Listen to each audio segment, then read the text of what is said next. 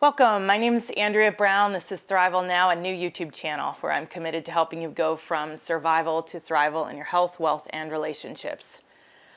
It's a really cold day outside after lovely spring weather and what felt almost like summer for a few weeks. And today we were outside in our winter jackets and boots, all bundled up, and we got the fire going because we really enjoy them. And it was cold. So it seemed fitting to bring you here today and show you this as the backdrop because I want to reference this in regard to what I want to share today. And that is that the littlest known secret of success is that your staying power is equal to your starting power. So what does that mean? Your staying power, your ability to last and be a success is directly connected to what it took to start your endeavor. So let's use some examples. When it comes to music, for some reason I was thinking about music today as an example, and I was struck by the band, the Beetles. So the Beetles, very, very famous, took the world stage, had a huge rise to fame. So I think their window was like from 1960 to 1970. And they spent kind of 4 years together as a band before taking the world stage and blowing up huge and becoming famous household names. And I want to compare them today to one of my husband's favorite bands, Rush, which I've gotten to learn and love a lot about them, because they are a band that has lasted or did have an incredible run of 40 years as a band from like 1968 to 2018.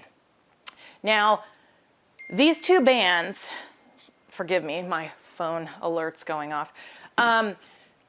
These two bands, one spent 4 years building their reputation, building their ability to work together, and then lasted all of 6 years on the world stage.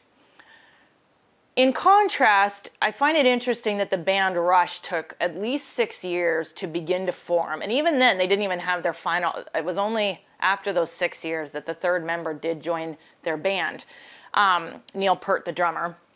But those 6 years were very formative before they took the world stage and had the ability to then last for 40 years. Now, it might seem kind of insignificant, these numbers, but and I'm sure you can pick them apart, and maybe my analogy won't hold water completely with regard to music, but bear with me for a minute.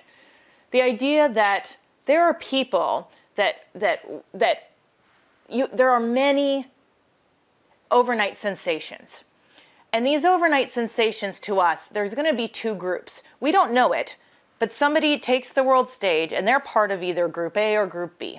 And Group A is the one that appears to basically have won the lottery. They have the right manager. They have the right, they were in the right place at the right time. A lot of doors open for them.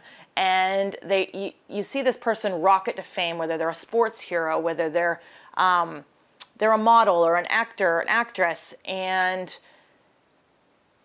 even business tycoons, and rocket their way to this kind of the world stage, we'll say.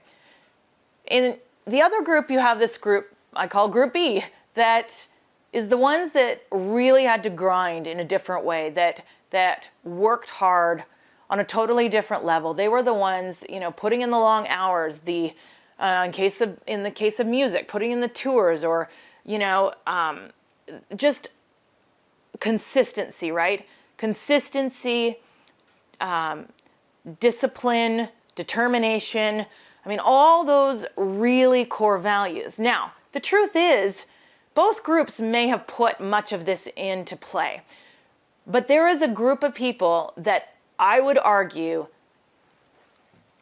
does that more, that has to do it for a much longer time, that has to build deeper roots, so to speak, that has to work much harder to create that success that they experience. And what I find is there is a group that has a flash in the pan and dies out sometimes they leave a legacy and they're known like the Beatles, but many times they just exit off the world stage and they had their one-hit wonders, so to speak, and they're kind of forgotten. And then there's a group of people that last and last and last and last, and they have just incredible endurance and an ability sometimes to reinvent themselves, to stay relevant with culture, and to keep producing something that's of value to people. And I love how, it's incredible, Rush producing the content, we use that word nowadays, but producing the music that they did for 40 years, and the albums that they put out, and the tours, and the fans, the dedicated fans that that band had. And what you see is, they were inducted into the Hall of Fame. Was it in 2018 or something? And sadly, Neil Peart, the drummer, died. But what's amazing is that the two other guys, Geddy Lee and I can't remember the third, they didn't go on to form another band. They didn't just find another drummer to fill his shoes to keep growing in success. They celebrated the life of their drummer and their friend and basically family member, and they grieved that loss so much that Rush, as Rush was, does not continue to exist anymore. And so there's also history and honor and connection, and you see a group of people that are able, like the difference between Rush and that staying power and what you hear about the Beatles and what they did.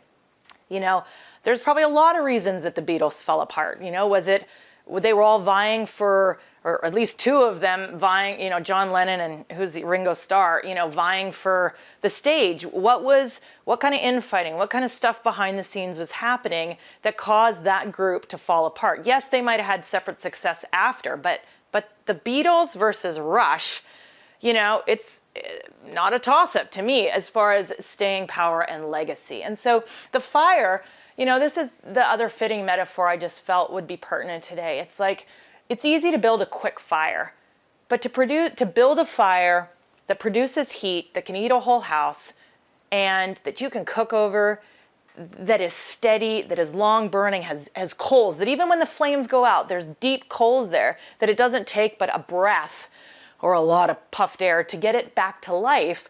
Those coals are long lasting, right? That there's, even when the flames die down, there's heat, there's power, there's energy, it's latent, and it can come back to life really quickly. And more than anything, we love the beauty of our fireplace and enjoy that. And so there's a lot of similarities to what I want to share today in just the visual of this fireplace. And so, as we're growing, if you stumbled on my channel, chances are you're looking to build success in your life. You're looking to create and grow and find new tools and get new vision and do more and be more in your life. And I'm all about that. And I'm going to encourage you on that journey. But one of the biggest things I want to challenge you with today is it's, again, the littlest known secret to success. Do you want to have the easy road and therefore the easy exit? Or are you willing to put in that extra grind? Are you willing to develop discipline and determination and faithfulness and consistency and all these deeper values that, conflict resolution, my marriage, we took years to begin to hit our success. We struggled. The financial tension, building 3 businesses, almost tore us apart many times. And yet the success that we've started to realize in the last 3, 4 years, but particularly the last 3 years, I would say, has been finding a way to work together, to use each other's strengths and not to be knocking heads consistently, but joining forces, holding hands, and finding strength in that. And so, I can speak to this in my own marriage in an example too. So I hope this sparks something in you, no pun intended. My name is Andrea Brown. This is Thrival Now. Please like or subscribe. I'm a new YouTube channel. This is a new YouTube channel. And every little comment, like, and subscription helps, especially in the beginning. It's like worth 10 times more down the road. So thank you so much. Appreciate you today and look forward to sharing more down the road.